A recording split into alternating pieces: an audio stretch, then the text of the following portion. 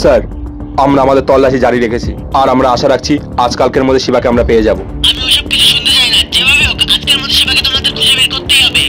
ঠিক আছে স্যার।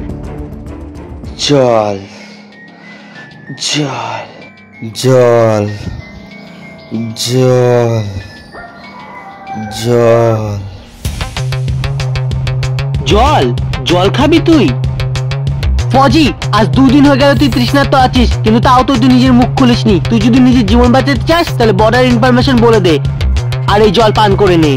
আমি তৃষ্ণার্ত হয়ে মরতে রাজি আছি, কিন্তু দেশের সাথে বেইমানি করে না।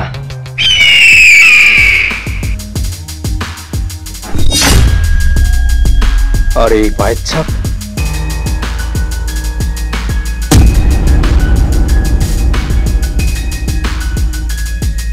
আর এই টুপি, এটা তো শিবার টুপি।